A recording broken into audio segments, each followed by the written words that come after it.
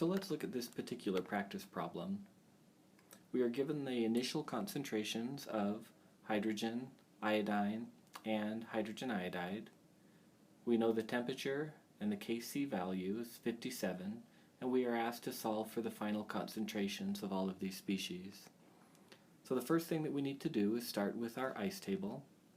We will write the chemical equation, and then underneath it write the initial concentrations that we are given. Then calculate Q in order to determine the direction of the reaction. This will determine the signs that we place on our X values, whether they are positive or negative for our reactants or products. In calculating the Q value, because the hydrogen iodide concentration is 0, Q is 0, so Q is less than K, so the reaction will shift to the right. This will then cause us to put a negative X on the hydrogen and the iodine gas concentrations, and a positive 2x because of the coefficient 2 on the hydrogen iodide. This concentration will increase by 2x, while these concentrations will decrease by x. So the equilibrium concentrations will then be what we started with minus the change, and for the product it'll simply be what we started with 0 plus the change. The next thing to do is to write the K expression and then solve for X. K equals 57. We know the hydrogen iodide concentration is 2X, but we still need to square it. The hydrogen concentration is this at equilibrium, as is the iodine concentration this. If we look closely at this expression, we can see that the numerator and the denominator are squared terms.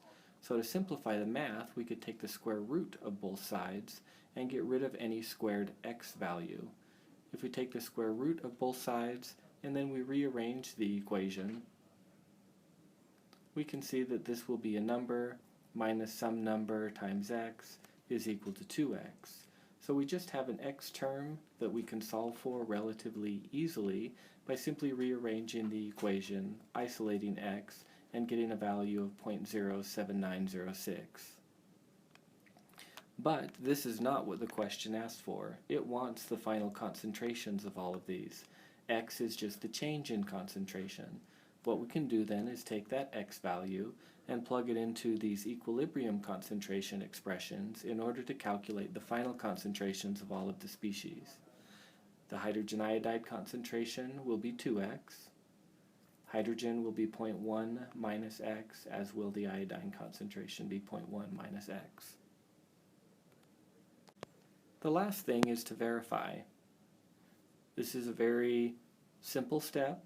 It doesn't take very long, and it can really help you if for some reason you made a minor mistake along the way. Plug your values, your final concentrations, back into the equilibrium constant expression, and make sure you get the value that you were given of 57.